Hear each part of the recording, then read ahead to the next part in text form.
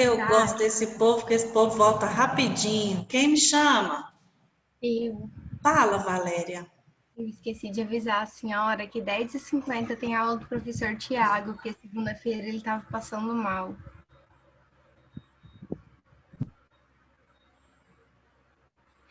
Não me olha com essa cara, professora, eu esqueci.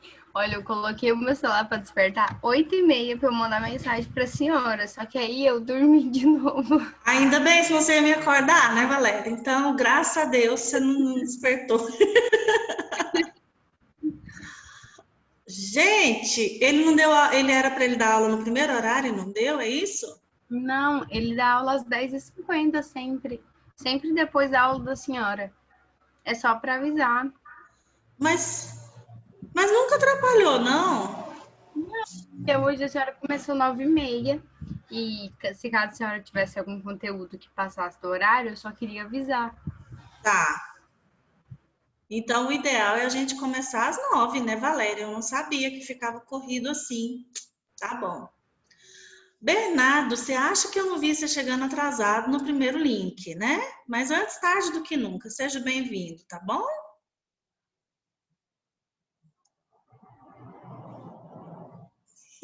Ele nem falou. Ah, eu sei. Uhum. Então, Raquel, a aula dele é na segunda. O que que ele vai fazer aqui na quarta? Eu vou brigar com... É briga de professor mesmo, Luzia. Você acha que eu não vou mandar um WhatsApp pro Thiago falar o que que ele vai xeretar na minha quarta-feira? Tudo que eu tô falando aqui, eu Fala, falo. professora, Ah, dá aula até meio-dia e vai lá quem preferir ele. não vou fazer essa. Tadinho do Thiago, Luzia. Brincadeira, professora. Confundo de verdade, mas brincadeira. Entendi, tô brincando também. O Thiago sabe disso. Você tá fazendo trabalho de quê, Bernardo? Não sei o que é isso, não. Se é. É uma matéria, gente?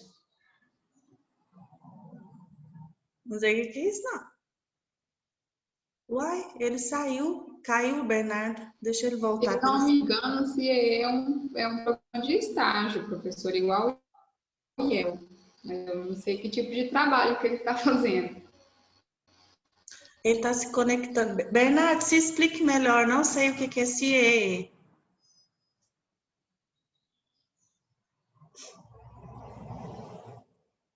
Podia tanto aparecer assim, Bernardo digitando, mas a gente fica na expectativa para ver se aparece alguma coisa, né? E não aparece nada. Ah, se a internet deixar. É, eu vi mesmo que caiu. Você vai explicar, ou Quá? Nós estamos Pode ligar o esperando. áudio, a gente não importa, Bernardo. Talvez é o quê, Raquel? Ligar o áudio? É, Centro, ele pode ligar o áudio e a gente não se importa. centro integração, eu sabia que era trem de jovem aprendiz. Mas eu não tenho nada a ver com esse trem. Quem está fazendo esse trem na hora da minha aula?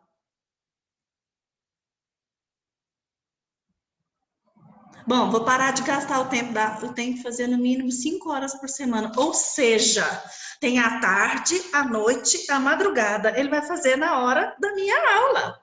E quer que eu ache legal. Então tá. Vamos voltar para a aula aqui. Bronca dada. Nem com kkk pro meu lado, não. É, eu acho tanta graça quando eu... Para de gritar, Bernardo. Tá tudo no maiúsculo.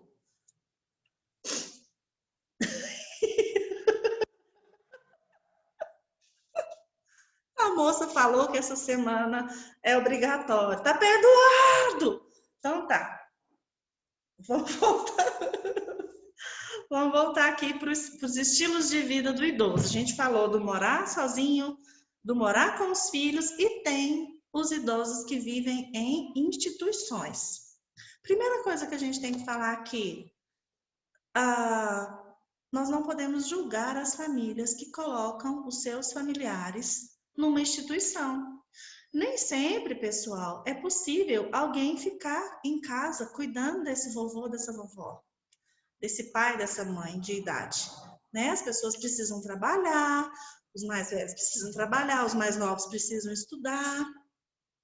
Tem algumas famílias que fazem um rodízio, né? Eu trabalho de manhã, você trabalha à tarde e a gente inverte para ficar com a mamãe e ficar com o papai. E aí, de repente, tem família que não tem essa possibilidade de um horário de meio período. E todo mundo sai para trabalhar. E com quem que deixa esse avô e essa avó? Ele já é de idade, precisa de alguém fazer comida para ele. Em alguns casos, precisa dar comida na boquinha dele. Em alguns casos, esse vovô e essa vovó já usa fralda, ele não consegue ir no banheiro mais. Então, algumas famílias, não por falta de amor, não porque não querem estar com essas pessoas em casa, mas é por falta mesmo de condição. Aí colocam o seu idoso, seu parente idoso, numa instituição que a gente conhece como asilo. A Marcela disse que na família colocou todas as senhoras para morar junto. Tem muitas senhoras, mas aí uma mais nova cuida da mais velha, é assim, elas não têm ninguém ainda precisando de muitos cuidados físicos, não? Não, é assim, elas moram no Maranhão, né? Uhum. Aí a mãe teve um monte de só mulher. Aí, quando elas foram ficando mais velhinhas, umas perderam marido, outras nem casaram. Aí, o que a gente fez? Alugou uma casa grande e colocou todo mundo para morar junto. Aí, uma cuida da outra. Aí, tem a minha prima que também mora lá, que ela dirige, né? Se precisar levar. Isso que eu ia perguntar. Tem uma mais nova para ajudar. Ótima Isso. ideia. Aí, junto o dinheirinho de todo mundo, a aposentadoria de todo mundo, paga a casa, paga as coisas. E deu certo. Não, é uma boa ideia. Infelizmente, não são todas as famílias que têm essa possibilidade, né? E aí pode ser que tenha que colocar até fala que é a casa das velhas. a casa das velhas. O número de pessoas em casas de repouso, em abrigos, em asilos, aumentou bastante, porque também a população de idosos cresceu bastante. Então, numa proporção considerável, os asilos têm aumentado seus moradores. Tem uma outra forma de vida aqui no livro que não é uma realidade brasileira, gente, que seria uma moradia alternativa. Como que seria essa moradia alternativa? Eu já assisti filme que tem esse esquema de vida aqui. É como se fosse um condomínio que tem várias casinhas, então é um asilo. Todo mundo que mora lá é idoso.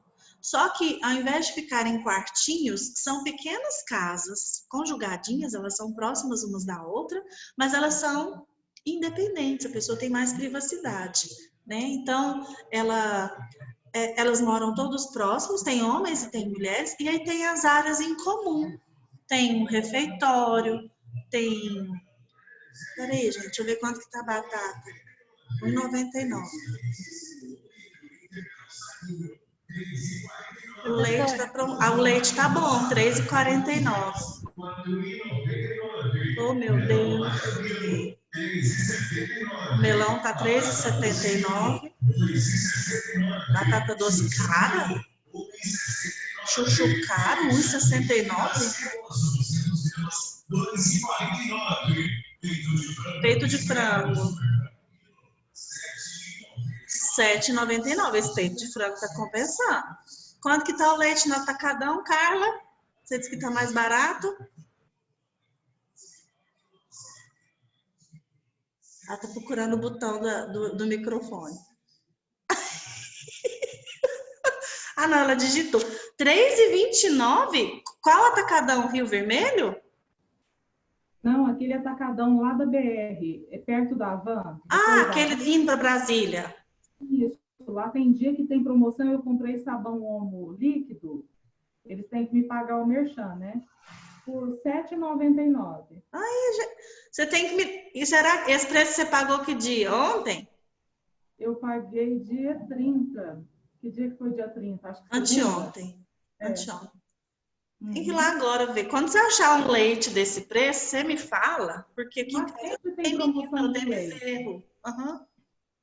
Quando é semi-desnatado é mais barato, é R$2,79. Não, aqui em casa não. Semi-desnatado é muito aguado, né? A gente gosta do leitinho mais gorduroso mesmo. Gorduroso. pena. Beleza, passou o carro da fruta, o carro do leite, agora vamos voltar. Então, essas moradias alternativas, que eu já vi em filmes, são muito comuns nos Estados Unidos, são casinhas próximas, mas tem a área em comum. Tem a enfermaria, tem o refeitório, uma lojinha de conveniência, que facilita a farmácia, facilita a vida dos idosos. Aqui no Brasil não tem esse tipo de moradia, mas nos Estados Unidos isso é comum e eu já vi em filme, inclusive. Agora, eu tenho uma novidade para contar para vocês, não é tão recente assim, mas talvez vocês não conheçam. Em Goiânia, nós temos uma inovação. Existe um tipo creche, não chama creche, mas só para vocês entenderem o esquema que é, uma creche de idosos. Então, a família que precisa trabalhar o dia todo, igual quando a gente não sabe onde deixar as crianças, né, para trabalhar, não deixa na creche antes de chegar em idade escolar. Pois é, deixa o idoso lá, vai trabalhar, quando é de tardezinha volta do trabalho, pega esse idoso. Então lá tem um enfermeiro, tem alguém para dar comida, tem alguém para dar um medicamento quando precisa. Então assim, cuida super direitinho. Eles têm atividades, desenham, pintam, cantam, fazem atividade física, que é uma caminhadinha, uma coisa que eles, dentro da limitação deles, eles dão conta. Então, assim, tem sido muito bem recebido pela população essa ideia.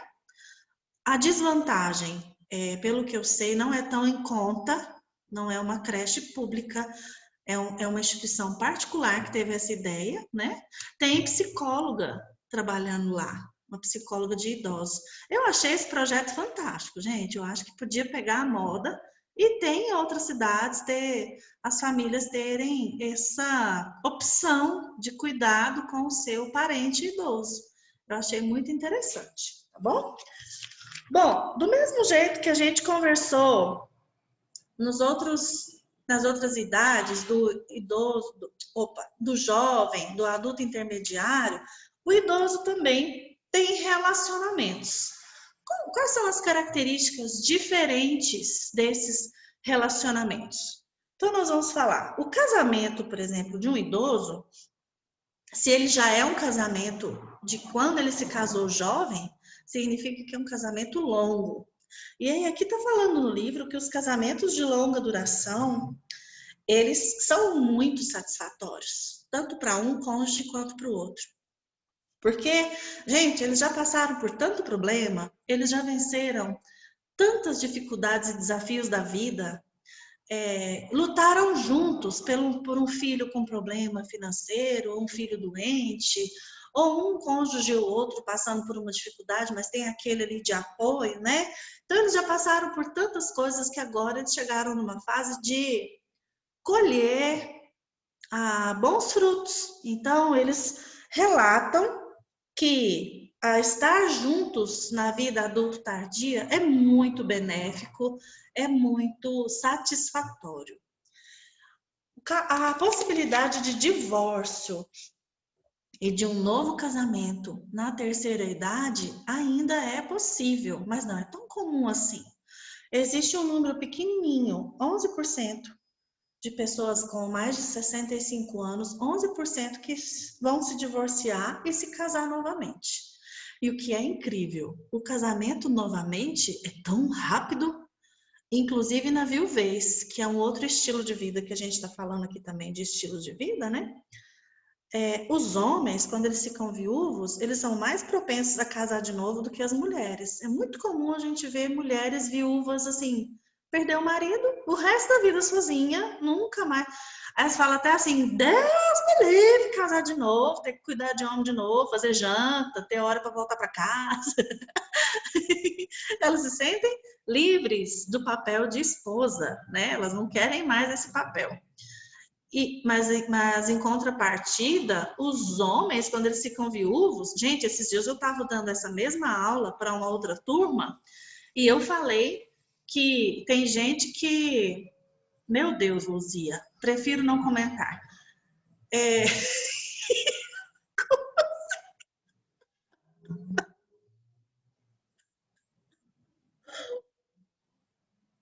Ainda bem que o chat não vai.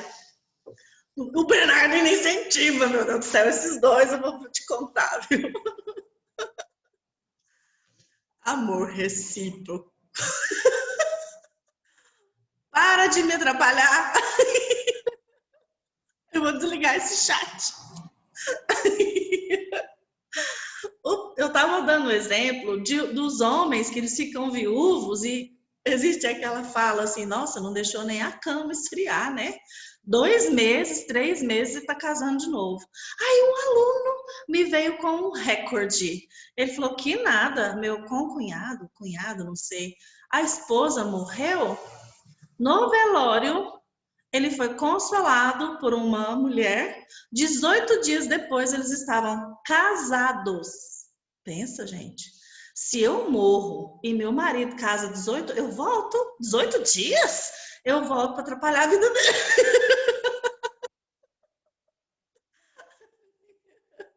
A alma nem chegou no céu, então, Bernardo. O caminho é longo, não é? Mas isso foi só para exemplificar.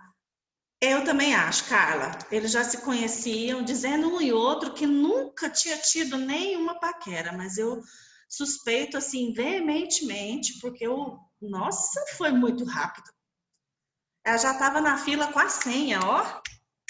Ela estava esperando a outra embarcar para ela ocupar a vaga ali. Ô, gente, deve ser viuvaço, né? Para ela ter essa pressa toda. Misericórdia.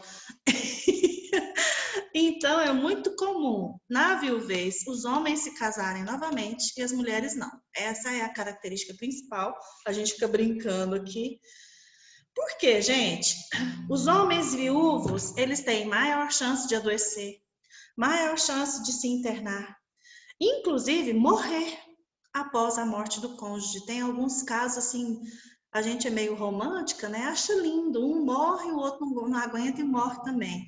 Na verdade, eu acho que eles não dão conta nem de cozinhar, morre de fome.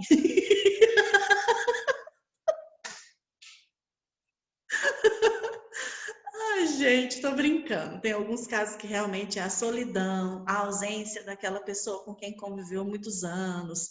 E realmente eu já ouvi histórias lindas, assim, que a pessoa fica tão triste e morre tranquilinha, dormindo. É como se mesmo vou sair para encontrar meu amor, que meu velho, minha velha que foi embora, né? Mas realmente, os homens, eles estão... eles têm esse perfil de precisar de alguém para auxiliá-los com a vida doméstica, né? A mulher, ela sempre lavou, passou, cozinhou, fez tudo. Se o marido morre, pode ter um impacto financeiro, um impacto de segurança, um impacto de companhia, não que não vai fazer falta, mas o impacto, no caso, quando a mulher morre, para o homem é mais difícil nesse sentido. Ele vai... O que é isso, gente? Era normal lá em Minas, um casal mais velho, um dos dois morria, já podia saber que o outro ia também. Credo, Bernardo, que cidade de Minas que foi isso? É cidade antiga, eu sei lá. As histórias que o Bernardo está contando, pelo menos não é gritando, né? Ele tirou do caixa alta para a gente ficar melhor aqui para a gente. Que cidade? Minha cidade, oxe. Que cidade? Itaúna. Não sabia, uai? Ah, meu Deus, vou ter que adivinhar agora. Itaúna, Minas? Não conheço, não. Outro estilo de vida que a gente pode falar no adulto idoso, gente, é o relacionamento homossexual, que existem pouquíssimas pesquisas. Acredito que da agora para frente elas vão aumentar. Por quê? Porque os adultos idosos de hoje, eles viveram numa geração muito repressora. Então, se eles tinham uma orientação sexual diferente, eles não tiveram coragem, talvez, de se assumir, de se manifestar, né? Então, é por isso que tem poucos dados sobre adultos idosos homossexuais. Homoafetivos, que é o termo certo, porque esse livro aqui está antigo. Mas eu acredito que da agora para frente, com a liberação do movimento gay, com essa tendência de aceitação maior, pode ser que vão existir também mais casais homoafetivos idosos, que no caso a intimidade é muito importante para dar esse suporte. E aqui no livro está falando que as relações das mulheres, das lésbicas na terceira idade, tendem a ser mais forte, mais solidária e mais diversificada. Muitos homossexuais têm filhos de casamentos anteriores, outros têm filhos adotivos, mas o mais importante, eles falam, é da rede de amigos. A rede de amigos é a rede de apoio extra, fora a família, que elas se sentem mais apoiadas. Qual série, Luzia, que tem uma história assim, de largar... 2 homens que largam as esposas e decidem ficar juntos? Eu pensei que você estava falando de 2 mulheres. Não sei qual série que é essa. Bom, gente, nós temos que falar de um problema muito grave que acontece durante a vida do idoso, que a gente falou do idoso que mora com os filhos, do idoso que mora numa instituição, do idoso que mora sozinho, só que tem uma lei, um problema judicial gravíssimo, que são os maus tratos com idosos. Então, a gente precisa falar sobre isso. O exemplo que começa aqui no Pesquisa em Ação do livro, na página 630, começa assim, uma mulher de meia idade chegou dirigindo o carro e tirou uma velhinha, uma idosa debilitada, que estava bem confusa, colocou essa velhinha numa cadeira de rodas, levou até a sala recepção do hospital, entrou no carro e foi embora. Ela não se identificou, ela não deixou um documento, ela abandonou uma velhinha no hospital. Eu lembro, sim, gente, dessas histórias que eu já vi também no Instagram, na internet, de gente abandonando o cachorro na estrada, né? E sai com o carro correndo, o pobrezinho sai correndo atrás. Umas cenas muito tristes. E aí tem gente que faz isso com pessoas, com idosos. Grace and Frank. Já ouvi falar. Já ouvi falar dessa série. É comédia, não é? Acho que é comédia essa série. Já vi premiação de atrizes dessa série. Então, esse tipo de atitude de abandonar um idoso, o abandono é um tipo de maus tratos. Mas nós temos 6 tipos. Vamos falar dos 6 tipos de maus tratos. Primeiro, abuso físico, que é ferir, causar alguma dor no idoso. Então, é bater, espancar, chutar, beliscar, maltratar fisicamente o idoso, abuso físico. Segundo tipo de abuso, abuso sexual. Infelizmente, existem monstros que cometem esse tipo de crime, do abuso sexual. O idoso, ele não tem condição de consentir ou não consentir o ato sexual e eles podem ser violentados. 3, o abuso emocional ou psicológico, que é causar angústia, causar insegurança, é falar, vou te largar lá no asilo, eu não dou conta mais não, você é um peso na minha vida, e literalmente deturpar, denegrir a imagem desse idoso, fazer com que essa pessoa, ela já se sente um peso, e dizer que ela é um peso é um abuso emocional. Espera aí que eu vou pôr o computador na tomada. 5 segundos.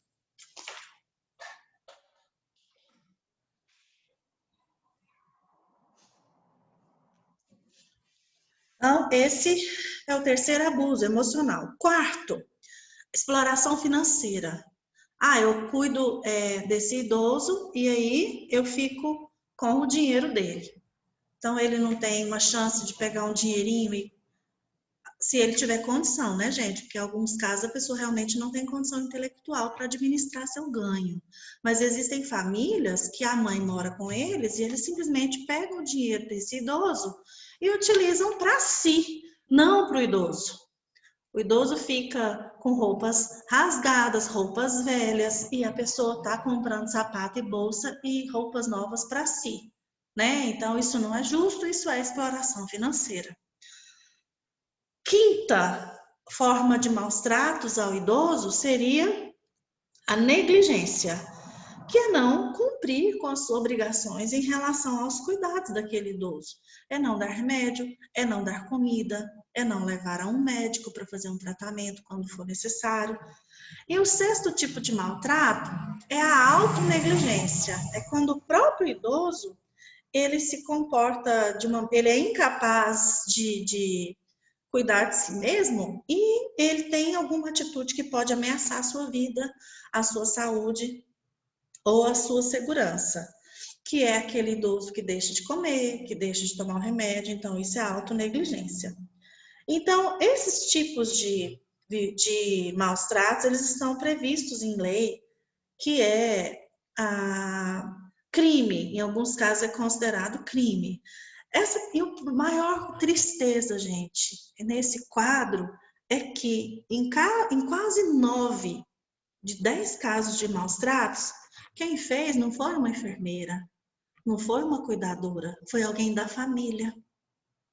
Foi uma pessoa da família que fez isso contra um idoso. Em 2 em cada 3 casos, foi ou o cônjuge ou um filho desse idoso que aplicou um desses tipos de maus tratos. Então, isso é muito sério, isso é um problema de saúde pública e a gente tem que pensar algumas medidas que poderiam ser tomadas para reduzir os maus tratos contra os idosos, né? Caminhando. Para encerrar o capítulo, olha que eu dei conta antes da aula do professor Tiago. Para encerrar o capítulo, a gente vai falar de uma coisa feliz, porque a gente estava falando de maus tratos e é muito triste, né? Para encerrar a aula de hoje, esse capítulo, a gente vai falar sobre a alegria de se tornar bisavó ou bisavô.